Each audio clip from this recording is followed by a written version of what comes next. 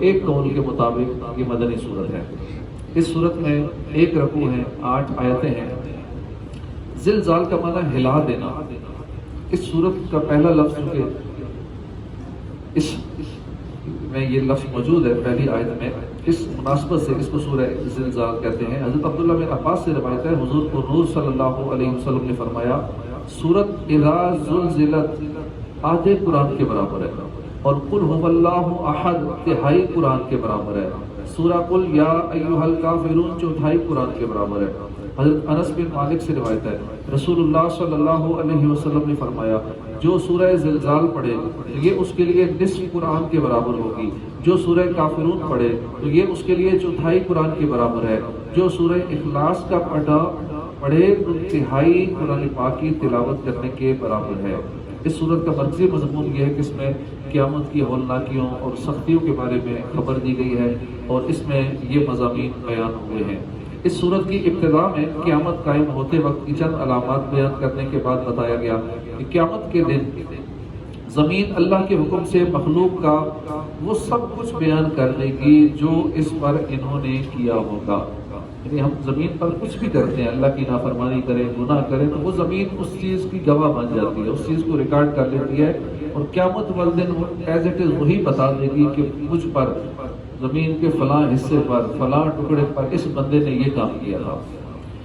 اس صورت کی آخر میں بتایا گیا کہ قیامت کے دن لوگ مختلف حالتوں میں اللہ کی بارگاہ میں حاضر ہوں گے، جس نے ذرہ بھر نیکی یا گناہ کیا ہوگا وہ اسے دیکھے گا۔ اس کے بعد سورہ عادیات حضرت عبداللہ بن مسعود کی قول کے مطابق مکیہ ہے، حضرت عبداللہ بن عباس کے قول کے مطابق مدنیہ ہے۔ اس میں 1 رکوع ہے، 11 آیتیں ہیں۔ مجاہدین کے ان گھوڑوں کو عادیات کہتے ہیں جنہیں وہ دشمن کا پیچھا کرنے کے لیے تیزی سے دوڑاتے ہیں۔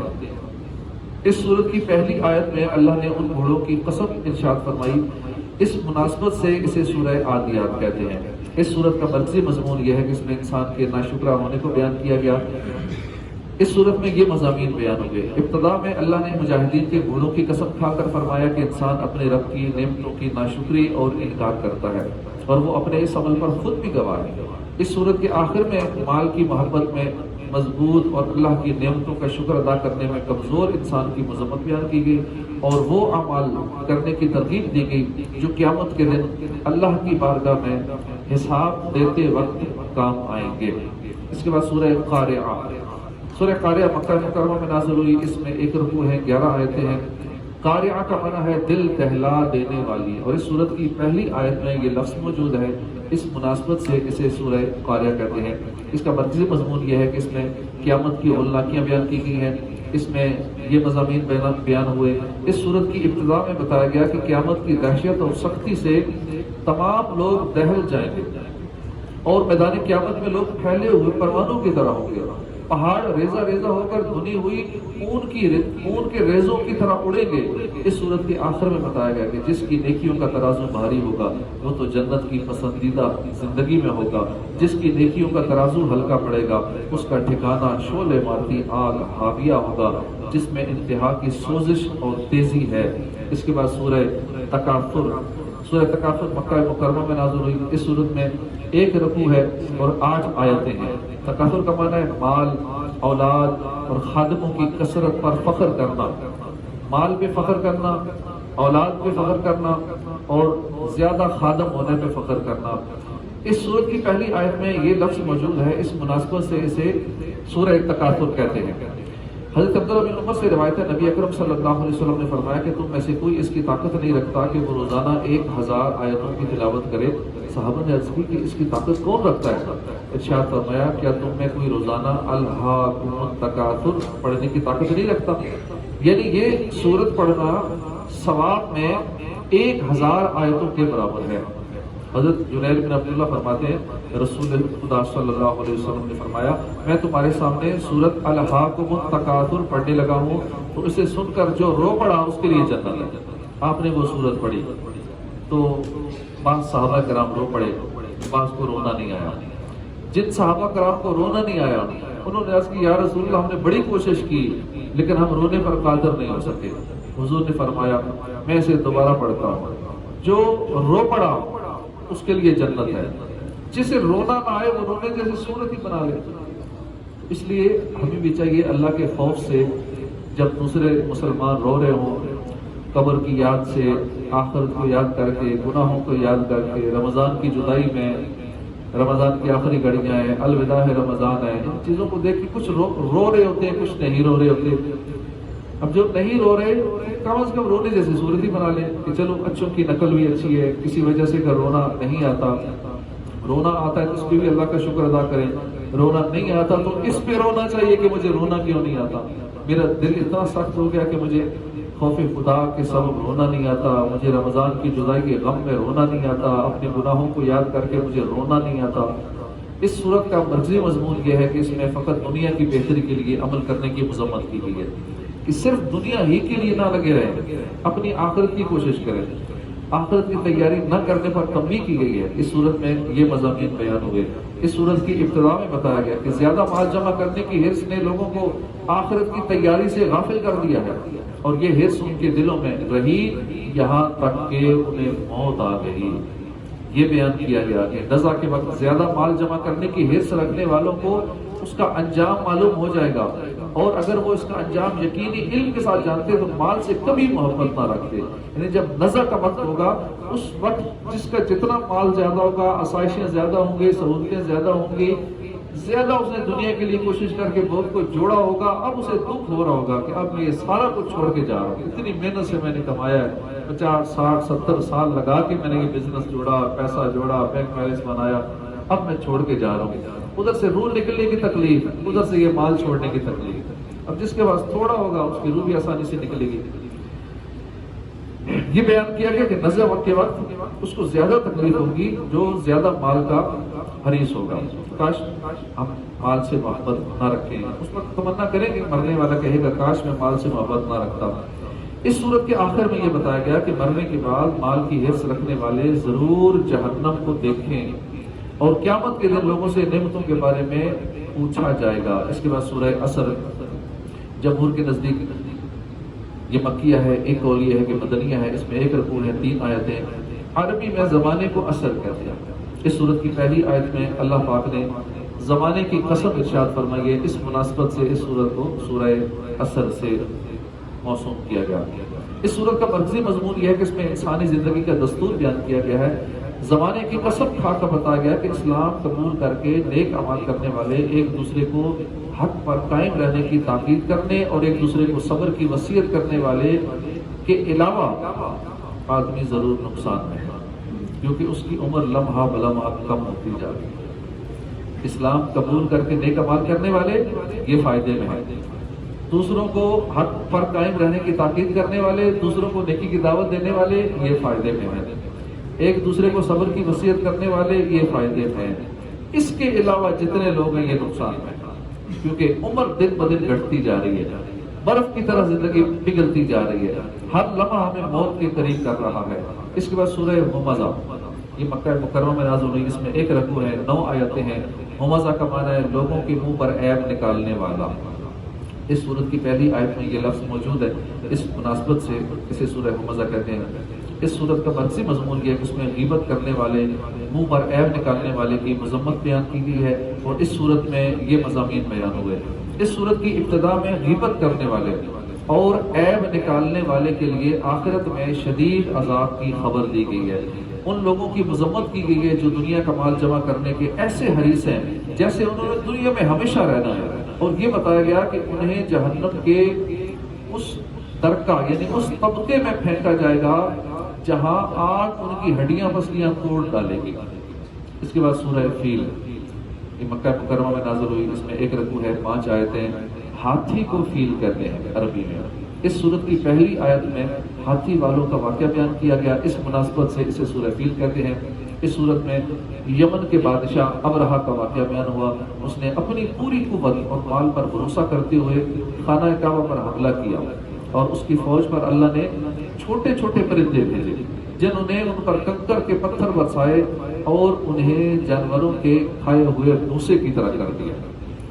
پھر سورہ قریش، یہ مکہ مکرمہ میں نازل ہوئی، اس صورت میں ایک رکوع ہے، 4 آیتیں ہیں۔ قریش ایک قبیلے کا نام ہے۔ اس سورت کی پہلی آیت میں یہ لفظ موجود ہے، اس مناسبت سے اسے سورہ قریش کہتے ہیں۔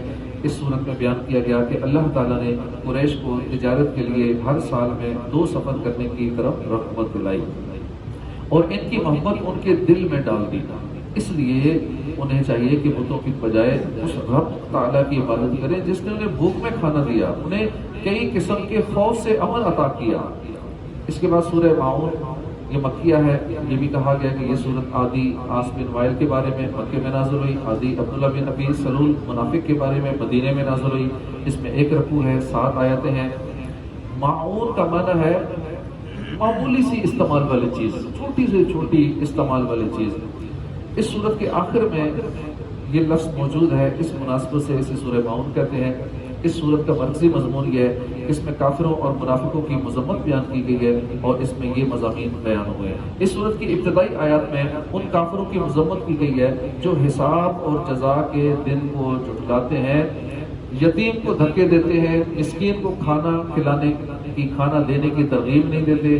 آخری آیات میں ان منافقوں کی مذمت کی گئی ہے جو لوگوں کے سامنے نمازی بنتے ہیں، تنہائی میں نماز نہیں پڑھتے، لوگوں کے سامنے بھی جو نمازیں ادا کرتے ہیں ان سے اللہ کی رضا حاصل کرنے کے بجائے لوگوں کو دکھانا مقصود ہوتا ہے کہ ہم بھی نمازی ہیں، اور اس کے ساتھ ساتھ ان کی پوری خصلت یہ تھی کہ اگر کوئی ان سے استعمال کی معمولی سی چیز کوئی مانگے تو وہ نہیں دیتے تھے، منع کر دیتے ہیں۔ اس کے بعد سورہ کوثر جمہور کے نزدیک مکیہ ہے، بعض مفسرین کے نزدیک مدنیہ ہے، اس میں 1 رکوع ہے، 3 آیتیں۔ کوثر سے دنیا اور آخرت کی بے شمار خوبیاں مراد ہیں۔ جنت کی ایک نہر کا نام بھی کوثر ہے۔ اس سورت کی پہلی آیت میں یہ لفظ موجود ہے، اس لیے اسے سورہ کوثر کہتے ہیں۔ اس کا مرکزی مضمون یہ ہے کہ اس میں اللہ نے اپنے حبیب کی مدد فرمائی، اس میں یہ مضامین بیان ہوئے۔ اس کی پہلی آیت میں اللہ کے اس فضل و احسان کا بیان ہے جو اس نے اپنے حبیب پر فرمایا۔ دوسری آیت میں نبی کریم صلی اللہ علیہ وسلم سے فرمایا گیا کہ اللہ کے فضل و احسان کے شکریہ میں نماز پڑھتے رہیں، قربانی کریں۔ تیسری آیت میں فرمایا گیا کہ جو اللہ کے حبیب صلی اللہ علیہ وسلم کا دشمن ہے وہی ہر خیر سے محروم ہے۔ اس کے بعد سورہ کافرون یہ مکے میں نازل ہوئی، 1 رکوع ہے، اس میں 6 آیتیں ہیں۔ اس کی پہلی آیت میں چونکہ لفظ کافرون موجود ہے، اس مناسبت سے اسے سورہ کافرون کہتے ہیں۔ حضرت فروا بن نوفل سے مروی ہے، حضور نے حضرت نوفل سے ارشاد فرمایا تم قل یا ایھا الکافرون پڑھ کر سویا کرو کیونکہ یہ سورت شرک سے بری کرتی ہے۔ حضرت سعد بن ابی وقاص سے روایت ہے نبی کریم صلی اللہ علیہ وسلم نے فرمایا جس نے سورہ قل یا ایھا الکافرون پڑھی تو گویا اس نے قرآن مجید کے چوتھائی حصے کی تلاوت کی۔ اس سورت میں مشرکوں کے عمل سے بیزاری کا اظہار کیا گیا، ان کی یہ امید ختم کر دی گئی کہ مسلمان اپنے دین اور عبادت الہی کے معاملے میں کبھی ان سے سمجھوتا کریں گے۔ اس کے بعد سورہ نصر یہ مدینہ منورہ میں نازل ہوئی، اس میں 1 رکوع ہے، 3 آیتیں ہیں۔ عربی میں مدد کو نصر کہتے ہیں۔ اس سورت کی پہلی آیت میں یہ لفظ موجود ہے، اس مناسبت سے اسے سورہ نصر کہا جاتا ہے۔ اس سورہ مبارکہ میں حضور کو فتح مکہ کی بشارت دی گئی اور یہ بتایا گیا کہ قریب لوگ گروہ در گروہ دین اسلام میں داخل ہوں گے، اور آخری آیت میں نبی کریم صلی اللہ علیہ وسلم کو اللہ کی تعریف اور پاکی بیان کرتے رہنے، امت کے لیے مغفرت کی دعا مانگنے کا حکم دیا گیا۔ اس کے بعد سورہ لہب ہے، یہ مکے میں نازل ہوئی، 1 رکوع ہے، 5 آیتیں ہیں۔ لہب کا معنی آگ کا شعلہ۔ عبد المطلب کا ایک بیٹا عبد العزیز جو کہ بہت ہی گورا خوبصورت آدمی تھا، اس کی کنیت ابو لہب ہے، اور اس سورت کی پہلی آیت میں یہ لفظ ابی لہب موجود ہے۔ اس مناسبت سے اسے سورہ ابی لہب یا سورہ لہب کہتے ہیں۔ جب نبی کریم صلی اللہ علیہ وسلم نے کوہ صفا پر عرب کے لوگوں کو دعوت دی تو ہر طرف سے لوگ آئے۔ حضور نے ان سے اپنے صدق و امانت کی شہادتیں لینے کے بعد فرمایا انی لکم نذیر بین یدی عذاب شدید۔ اس پر ابو لہب نے حضور سے کہا تھا کہ تم تباہ ہو جاؤ، کیا تم نے ہمیں اس لیے جمع کیا تھا؟ اس پر یہ سورت شریف نازل ہوئی اور اللہ نے اپنے حبیب کی طرف سے جواب دیا۔ اس سورہ مبارکہ کی شان نزول سے چند باتیں معلوم ہوئی کہ حضور صلی اللہ علیہ وسلم اللہ کے محبوب ترین بندے ہیں، کہ آپ کے گستاخوں کو اللہ تعالیٰ نے خود جواب دیا، بلکہ یوں بھی کہہ سکتے ہیں کہ دشمنان خدا کو جواب دہی سنت رسول ہے، دشمنان رسول کو جواب دینا یہ سنت الہیہ ہے۔ جس قسم کی بکواس کفار نے حضور سے کی معاذ اللہ آپ تباہ ہو جائیں، اسی قسم کا جواب اللہ نے دیا اور خبیثوں کو اس انجام تک بھی پہنچایا۔ یہ بھی حضور کی محبوبیت کی دلیل ہے۔ قرآن کریم نے تمام مجرموں کی سزائیں بیان فرمائی، جن میں سب سے زیادہ سخت سزا حضور کے گستاخ کی سزا ہے کہ اس کے متعلق کبھی فرمایا زمین یعنی بدکاری کی پیداوار، کبھی فرمایا ابتر خیر سے کٹا ہوا اور محروم، کبھی فرمایا تب تک تباہ ہو جائے، کبھی فرمایا لن یغفر اللہ لہم، اللہ انہیں ہرگز نہ بخشے گا۔ یوں ہی جیسے انعام حضور کے ادب و تعظیم پر دیے گئے ایسے کسی اور عبادت پر نہ دیے گئے۔ تو کہتے ہیں حضور کی تعظیم تم زیادہ کرتے ہو، شرک کرتے ہو، بدعت کرتے ہو، اللہ سے ملا دیتے ہو۔ اور حضور کی تعظیم پر اللہ ایسے ایسے انعامات عطا فرماتا ہے جو کسی عبادت پر نہیں عطا فرماتا۔ بڑی شرافت اور عزت و نسب والے اور مال والے حضور کی مخالفت سے ذلیل و خوار ہو گئے، تو دوسروں کا کیا پوچھنا۔ اس صورت میں بتایا گیا ہے کہ سید المرسلین صلی اللہ علیہ وسلم سے دشمنی رکھنے اور انہیں ایذا پہنچانے کی وجہ سے ابو لہب دنیا میں ذلت و رسوائی کے ساتھ ہلاک ہوگا اور آخرت میں اسے جہنم میں ڈال دیا جائے گا، اور اسی طرح اس کی بیوی بھی اس عذاب میں اس کے ساتھ ہوگی کیونکہ وہ اس دشمنی میں اس کی مددگار تھی۔ اس کے بعد سورہ اخلاص۔ سورہ اخلاص ایک قول کے مطابق مکی ہے اور ایک قول کے مطابق مدنی ہے۔ اس میں ایک رکوع ہے، 4 آیتیں ہیں۔ مفسرین نے اس سورت کے تقریباً 20 نام ذکر کیے ہیں، ان میں سے 4 نام یہاں ذکر کیے جاتے ہیں۔ سورہ اخلاص کی کہتے ہیں اس کو، چونکہ اللہ کی توحید کا بیان ہے۔ اس سورت میں یہ بتایا گیا کہ اللہ ہر نقص و عیب سے بری ہے اور شرک سے پاک ہے۔ اس مناسبت سے اسے سورہ تنزیہ کہتے ہیں۔ جس نے اس سورت سے تعلق رکھا وہ غیروں سے الگ ہو جاتا ہے، اس لیے اسے سورہ تجرید کہتے ہیں۔ اسے پڑھنے والا جہنم سے نجات پا جاتا ہے، اس لیے اس کو سورہ نجات کہتے ہیں۔ احادیث میں اس سورت کی بہت فضیلتیں وارد ہوئی ہیں، ان میں سے 3 احادیث اور ایک وظیفہ یہاں درج ہے۔ حضرت ابو سعید خدری سے روایت ہے، نبی کریم صلی اللہ علیہ وسلم نے فرمایا کیا تم میں سے کوئی اس سے عاجز ہے کہ وہ رات میں قرآن مجید کا تہائی حصہ پڑھے؟ صحابہ کو یہ بات مشکل معلوم ہوئی، عرض کی یا رسول اللہ ہم میں سے کون اس کی طاقت رکھتا ہے؟ آپ نے فرمایا سورہ اخلاص تہائی قرآن کے برابر ہے۔ حضرت عائشہ صدیقہ فرماتی ہیں حضور نے ایک شخص کو ایک لشکر میں روانہ کیا، وہ اپنے ساتھیوں کو نماز پڑھاتے تو سورہ فاتحہ کے ساتھ سورت ملانے کے بعد سورہ اخلاص پڑھتے۔ جب لشکر واپس آیا تو لوگوں نے یہ بات حضور کی بارگاہ میں ذکر کی۔ آپ نے فرمایا اس سے پوچھو کیوں ایسا کرتے ہو، یعنی فاتحہ کے بعد سورہ اخلاص کیوں پڑھتے ہو؟ جب لوگوں نے اس سے پوچھا تو اس نے کہا یہ سورۃ رحمان کی صفت ہے، اس وجہ سے میں پسند کرتا ہوں اسے پڑھنا۔ حضور نے فرمایا کہ اسے بتا دو کہ اللہ اسے محبت کرتا ہے۔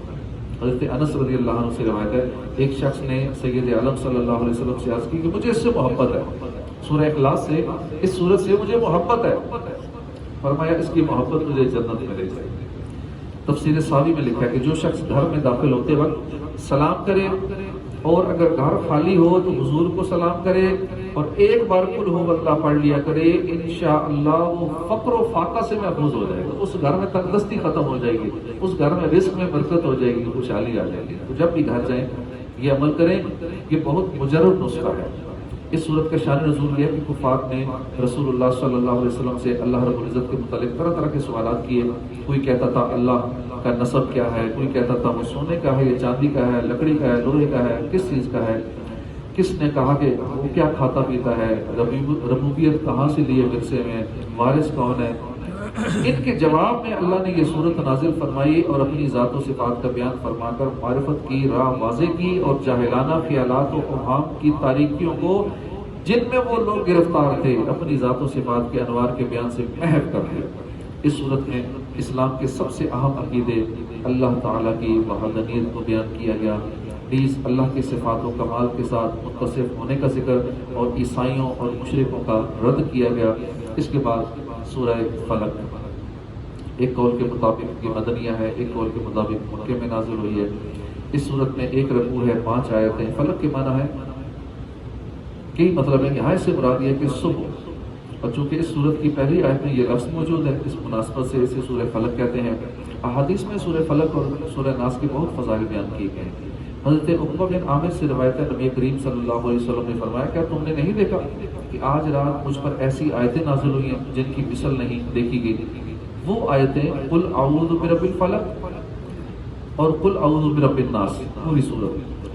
سیدنا ابو سعید خدری فرماتے ہیں کہ حضور صلی اللہ علیہ وسلم جنات سے اور انسانوں کی نظر سے پناہ مانگا کرتے تھے، یہاں تک کہ سورہ فلق اور سورہ الناس نازل ہوئی، پھر آپ نے ان صورتوں کو پڑھنا شروع کر دیا، ان کے علاوہ دیگر وظائف کو چھوڑ دیا۔ حضرت عابس جوہنی رضی اللہ عنہ سے روایت ہے، حضور نے فرمایا میں تمہیں وہ کلمات نہ بتاؤں جو شریر، جنات اور نظر بد سے اللہ کی پناہ طلب کرنے میں سب سے افضل ہے۔ انہوں نے عرض کی یا رسول اللہ کیوں نہیں، آپ بتائیے۔ فرمایا یہ کلمات، یہ دونوں صورتیں سورہ فلق اور سورہ ناس، یہ سورت اور سورہ ناس جو اس کے بعد ہے اس وقت نازل ہوئی جبکہ لبید بن عاصم یہودی اور اس کی بیٹیوں نے حضور پر جادو کیا اور حضور کے جسم مبارک اور ظاہری اعضاء پر اس کا اثر ہوا، البتہ دل، عقل اور اعتقاد پر کچھ اثر نہ ہوا۔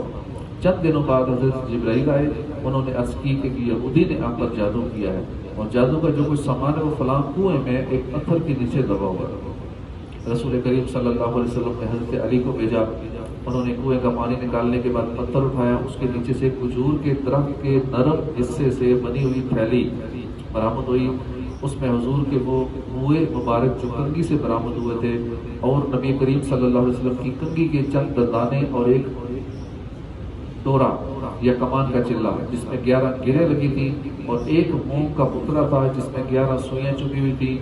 یہ سب سامان پتھر کے نیچے سے نکلا اور حضور کی خدمت میں حاضر کیا گیا۔ اللہ نے یہ دونوں صورتیں نازل فرمائیں، ان دونوں صورتوں میں 11 آیتیں ہیں، 5 سورہ فلق میں، 6 سورہ ناس میں۔ ہر ایک آیت کے پڑھنے سے ایک گرہ کھل دی گئی، یہاں تک کہ سب گرہیں کھل گئیں اور حضور صلی اللہ علیہ وسلم بالکل تندرست ہو گئے۔ یہاں ایک مسئلہ ذہن نشین رکھیں کہ وہ تعویذات اور عملیات جن میں کفر یا شرک کا کوئی کلمہ نہ ہو وہ جائز ہے، خاص کر وہ عمل جو آیت قرآنیہ سے کیے جائیں یا احادیث میں وارد ہوئے ہوں وہ جائز ہے۔ حدیث میں ہے کہ حضرت اسماء بنت امیس نے عرض کی یا رسول اللہ، جعفر کے بچوں کو جب نظر ہوتی ہے کیا مجھے اجازت ہے کہ ان کے لیے عمل کروں؟ حضور نے اجازت دے دی۔ اس صورت میں اور اس کے شان نزول سے 4 باتیں معلوم ہوئیں۔ جادو اور اس کی تاثیر حق ہے، نبی کے جسم پر جادو کا اثر ہو سکتا ہے جیسے تلوار، تیر، نیزے کا، یہ اثر شان نبوت کے خلاف نہیں ہے۔ ہاں ایسا اثر نہیں ہو سکتا جس سے نبوت کے متعلقہ امور میں خلل آئے۔ موسیٰ علیہ السلام کے مقابلے میں جادوگر بالآخر اس لیے فیل ہوئے کیونکہ وہاں جادو سے معجزے کا مقابلہ تھا، ورنہ حضرت موسیٰ علیہ السلام کے خیال پر بھی اس جادو نے اثر کیا تھا۔ ان کو خیال ہوا تھا کہ لاٹھیاں ہیں، یعنی لوگوں کو بھی وہ لاٹھیاں جو ہے وہ نظر آئیں، سانپ، بچھو طرح طرح کی، تو موسیٰ علیہ السلام کو بھی نظر آئی تھی، جیسا کہ قرآن پاک میں نا یخیل الیہ من سحرہم انہا تسعی، ان کے جادو کے زور سے موسیٰ کے خیال میں یوں لگے کہ وہ دوڑ رہی ہیں۔ موسیٰ علیہ السلام بھی اس چیز کا اثر ہوا تھا، نبی کریم صلی اللہ علیہ وسلم کے خیال پر بھی یہی اثر ہوا تھا۔ جادو کو دور کرنے میں سورہ فلق، سورہ الناس خصوصی تاثیر رکھتی ہے۔